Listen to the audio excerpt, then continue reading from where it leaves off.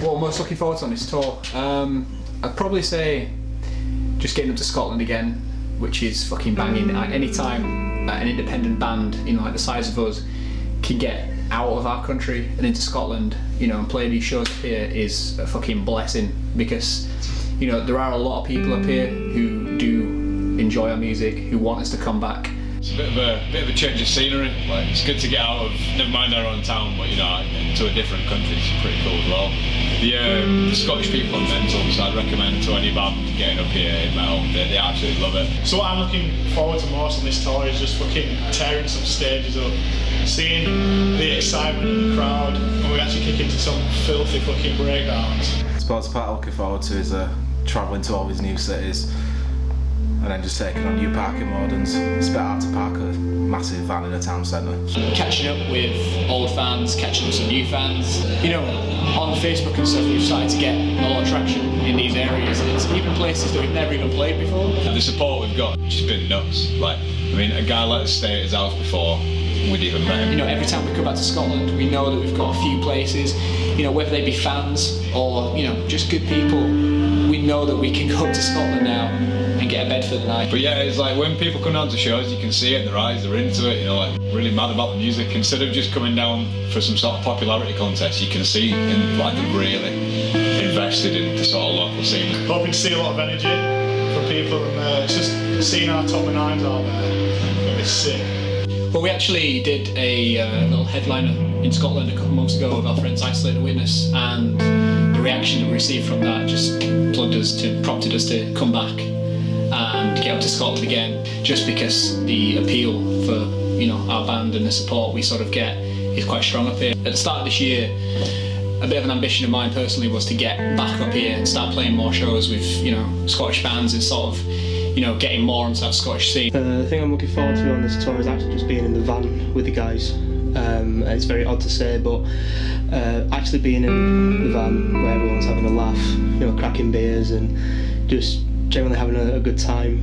Spending countless hours sat behind the wheel of a van, travelling thousands of miles to play for half an hour. Obviously there's a lot of things about touring that I do generally look forward to, but you know, I think the main one is the aspect that it's a bit like a holiday in itself, because we love doing it, we're all friends, we take a crew home, we're also, you know, we're quite good friends with and stuff like that, and you know, it just wouldn't be the same. It'd feel like it feels less like business, if you get me. Where we're having to travel 2, 3 and 4 hours in a van, just looking at straight roads all the time, having music blaring and just having a good time with everyone. Because we're just having such a laugh. I mean, you know, there's the old touring novelties about living off meal deals and showering in service stations. I mean, some service stations are better than my shower. So Let's go. Let's go load in. Come on, Bob. You haven't done fuck all day. Fucking shitty.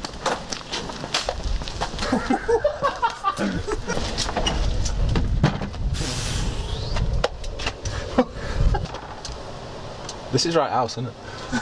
I shit myself for a second then. Yeah, not politely. Oh, hello, Bob. Get out of the fucking way. Come on. What time you got this? You idiot. We call it, everyone was late.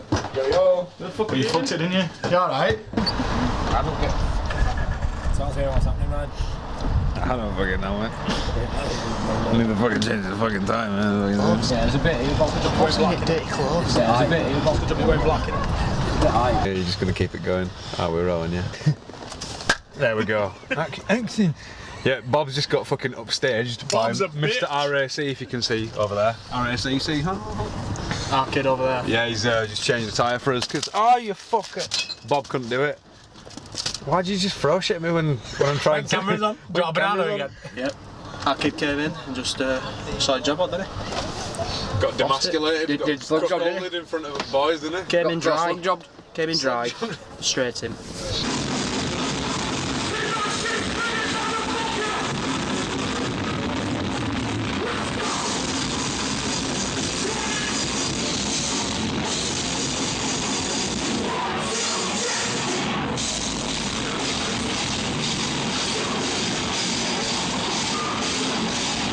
shred this room open. Let's go back in hard. More somersaults, more nosy nose, more cartwheels, more backflips, more jumping surprises.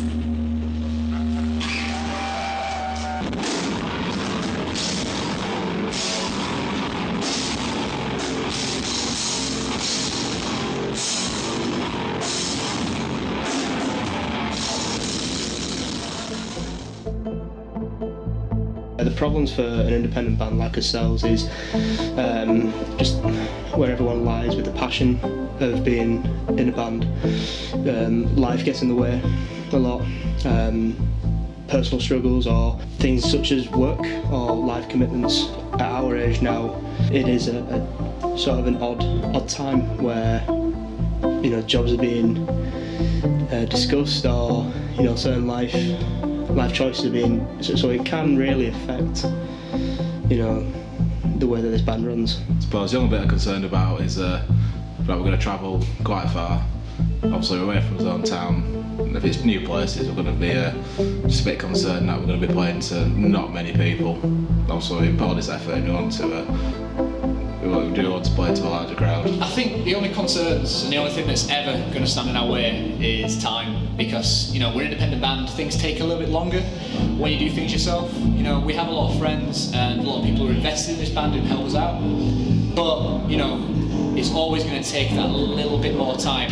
My main concern is just being seen by the right person at the right time, which is why we're just smashing so many shows out and just trying to get out there as much as possible. I sometimes get the impression that some people who are in a place to put us to a certain position overlook us a little bit. Being an independent band on this scene is incredibly difficult because there are people who know people, and we're not one of those bands. We see a lot of the times a couple of other bands get into a certain place and feel a bit like we've had to sort of get to that level by just doing 4 years hard work. Like all the friends that we've made, all the people that we know, we've done by grafting and getting out there and playing, like 200 plus shows around England and around Scotland. It's not been an easy process for us. Like, it's been fucking tough. Like, getting out there, gigging, slogging away, befriending promoters, and then just, getting a solid reputation.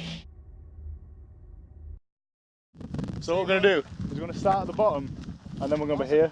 Up no Buster Hill. You not come on your way to the tippy top.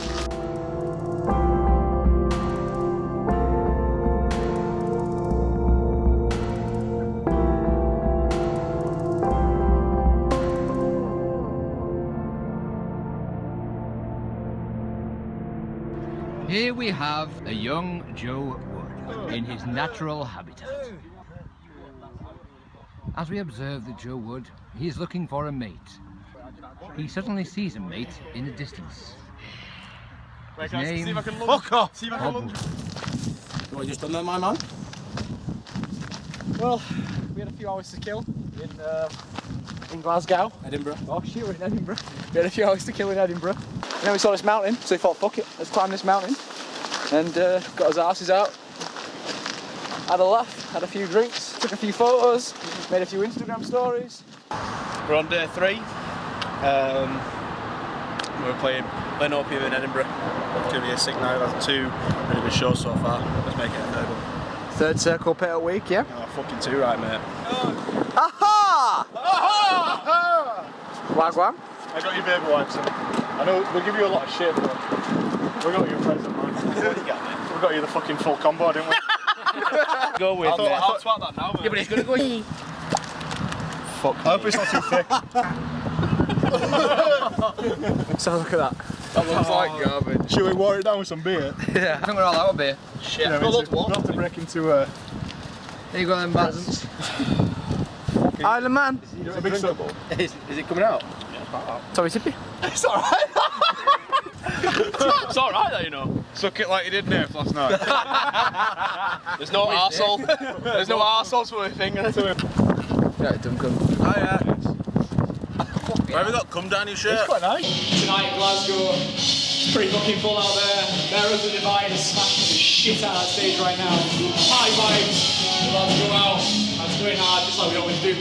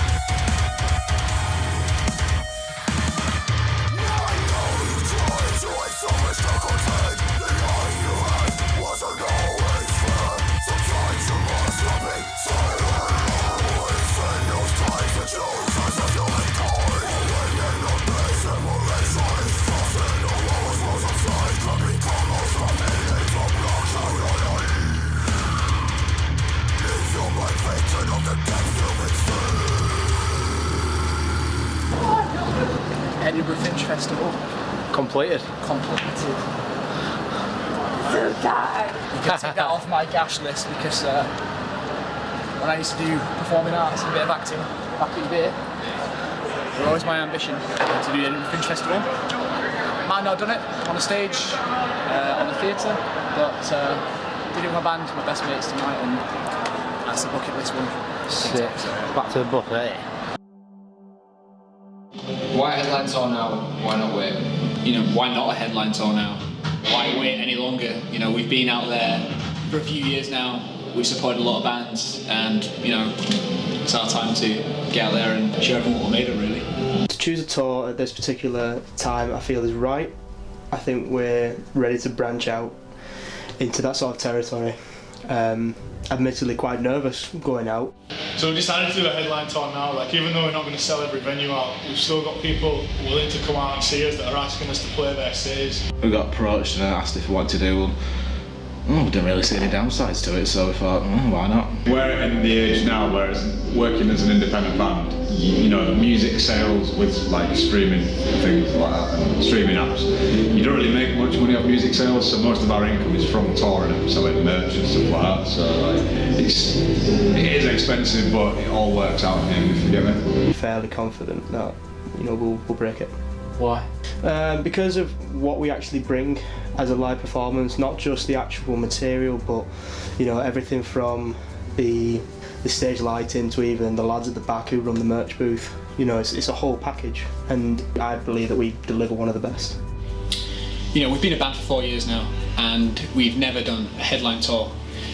And the reason behind that was, you know, we saw it one way. We thought, you know, we can either start headlining shows now, and you know, no one will come, or we can start working and building up and finding contacts and finding fans in different areas and supporting local bands from their scene, and then eventually one day, you know, we'll hopefully have grown enough to come back. There's people from around here who genuinely want to see us, so it'd be cool to actually get up there to meet them and stuff, you know, try to flog some more merch, keep us on the road and stuff like that. But moreover, to get those people more engaged with us, that's what we're after. That's the reason why we're here. You know, we wouldn't be doing it if it weren't for those people. We've got a lot of fans sort of scattered across the UK in our Top of 9 forum that they want to see us headline a show. And if we're not going to do it now, when the fuck are we going to do it?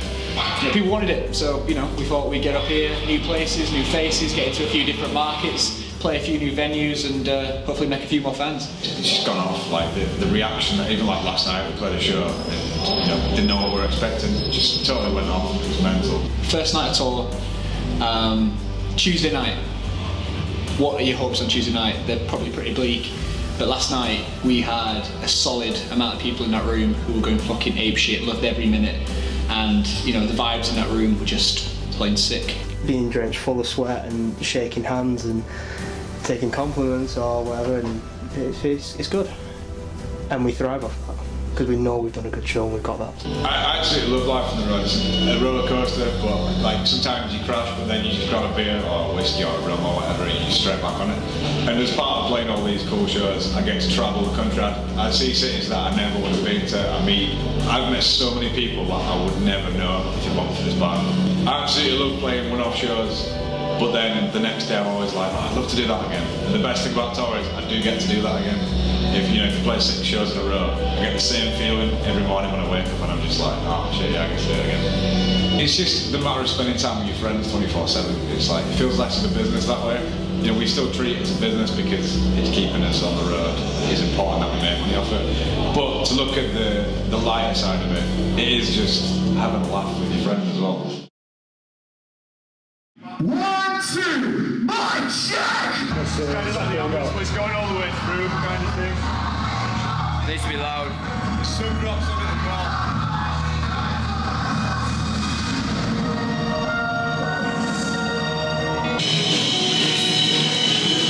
Fucking idiot. Sorry, that's like your fucking ass. I'm not. Get off! What the fuck is it? Get this. Oh, fuck.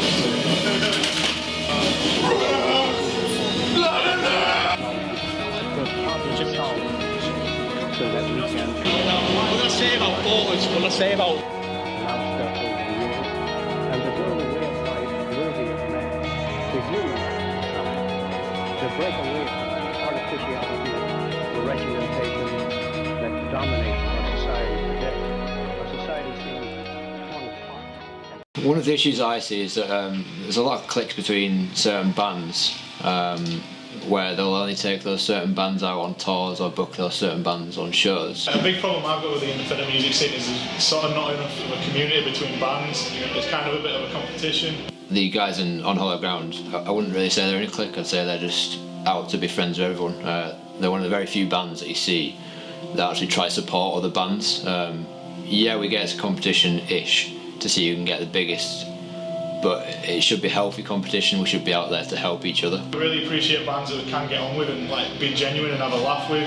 Like, it's only been a couple of days, but we've really got on with the Bearers lads. Bands like Isolate the Witness, Cowing Boy, The Mechanist, Outright Resistance, they're our boys.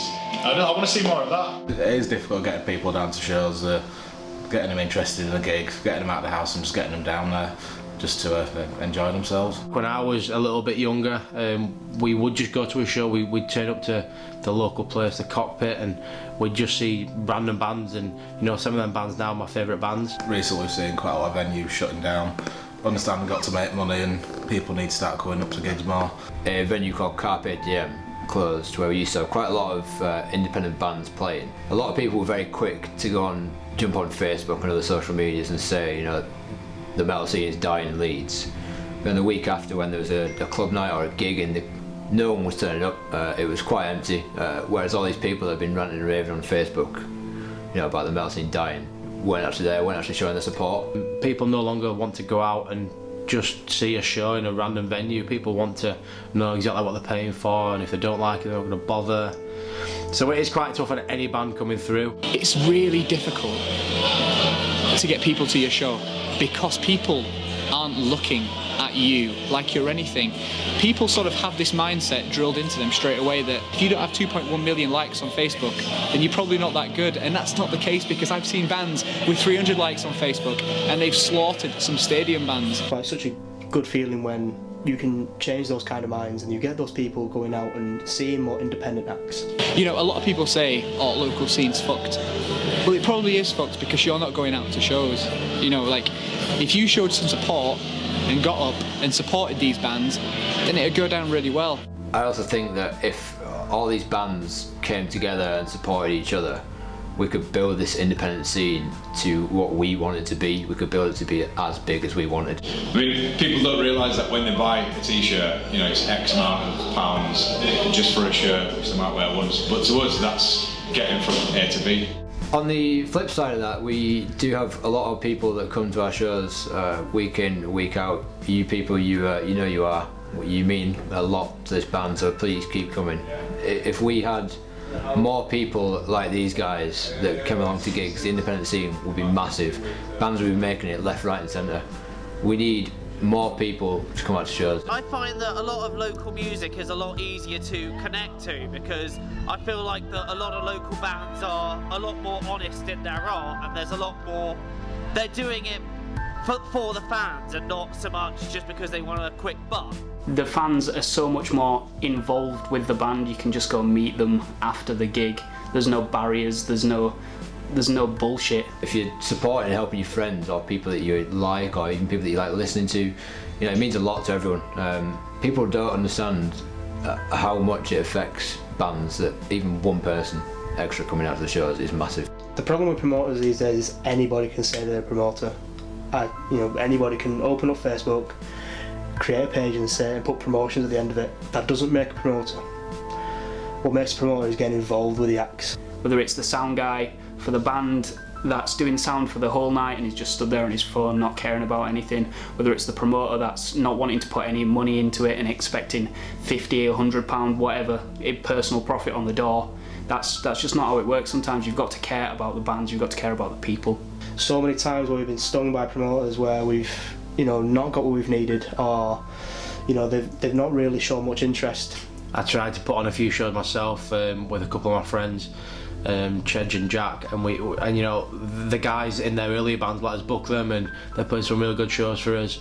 I got to learn a lot about the scene, a lot how to promote shows and stuff like that. I guess it made me realise that some promoters are real good at what they do, some promoters could do with a bit of work, but without their promoters out there that are doing what they are doing, then bands like On Hollow Ground and the independent scene and any other band that are out there trying to work for what they want just aren't going to get it. It's those promoters who don't just share a few events on Facebook, it's those promoters who go out there, who lobby for shows, who spread the message that bands are coming up, who support local music, who support independent music.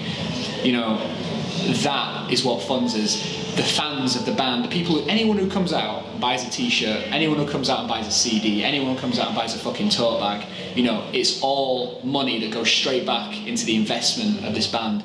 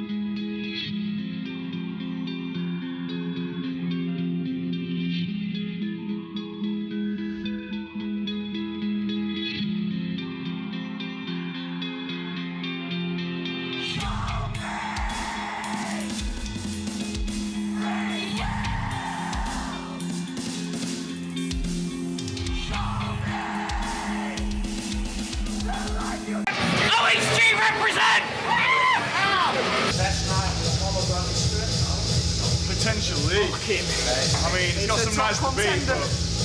Top contender. The sweat from my brow speaks volumes. Is it dripping to your eyes? I saw you in state, is that? Sorry to show you my airline, but I mean, look at that. I've never seen people actually on stage for us. I literally don't know. Have we had that before? I don't think we've had that before. Never. No. If it was to remind you of one moment in history, what would it be? Iraq War. If it was to remind us of one moment in history, it would be the tumbling of the Berlin Wall. Cut. Just the anarchy. Cut. Do you know what? It must be good if you were smiling. Batty, if it was to remind you of any historical event. Non-inappropriate. You know, I think it's a bit like when Obama came into presidency. Yeah. Carnage. Absolute carnage. Absolute carnage. It's carnage, yeah. I've never seen people two-stepping like that since. When they brought Obama. Saddam Hussein's statue down, that's another one. Let's get a word in tonight. No, we're too big time for that, mate. It was good. What do you think, Bob? That loose one, don't be a pussy. Go on. There'll be a little come out. Just tell them how did you enjoy yourself? Yeah, it was fun. Yeah, relax. Right, it was fucking amazing. Very good time. If we caught any footage of it, we'll see. Fucking the rest on the floor. Crowd surfing, man, it was mental. I can't wait to see footage back of that. That's a milestone for me as a person. Is that never mind fucking band.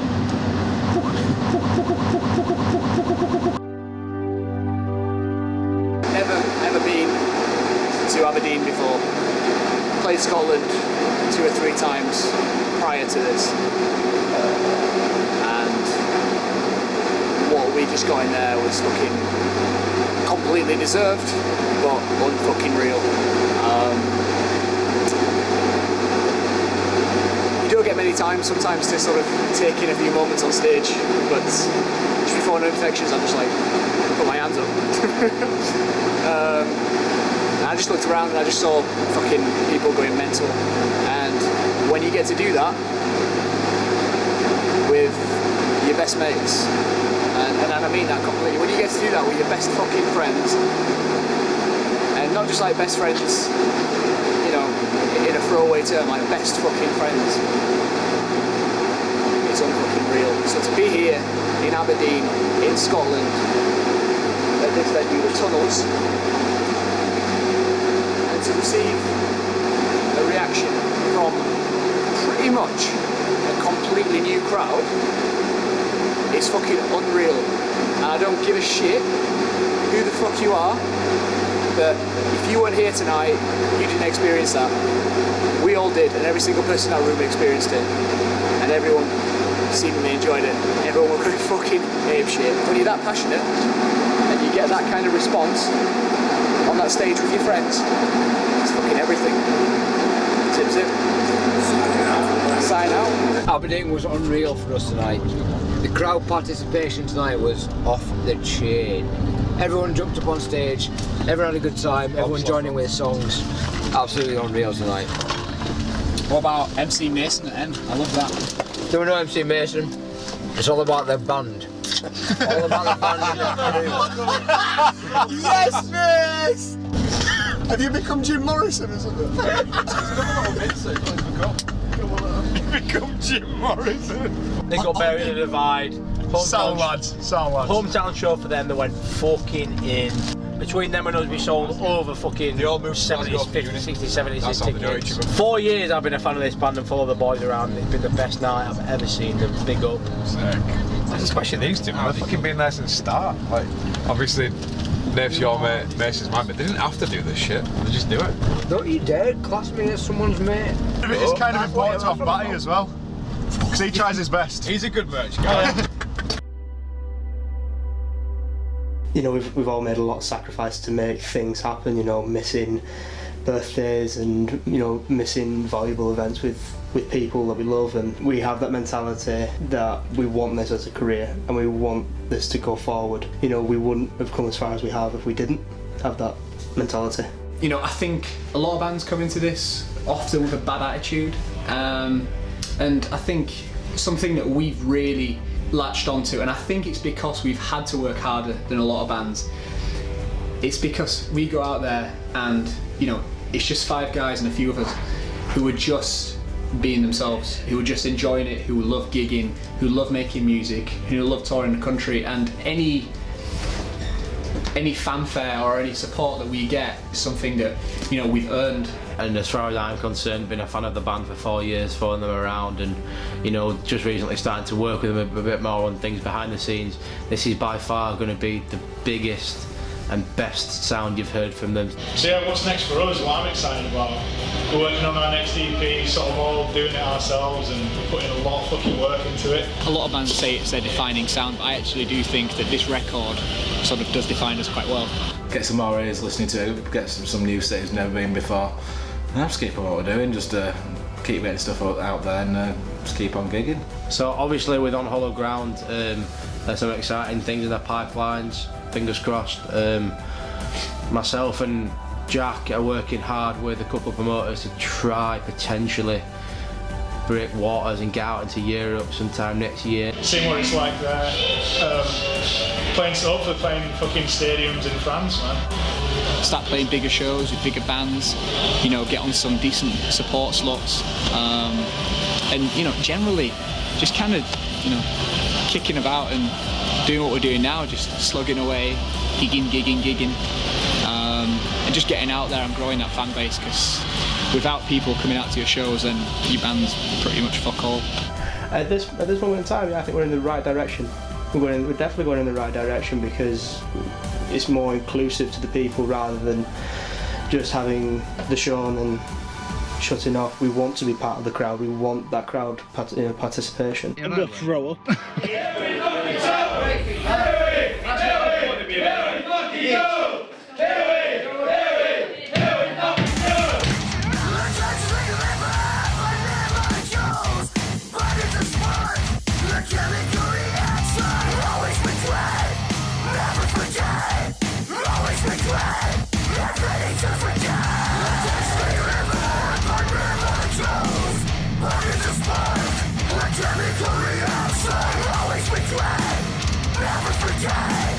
Always regret.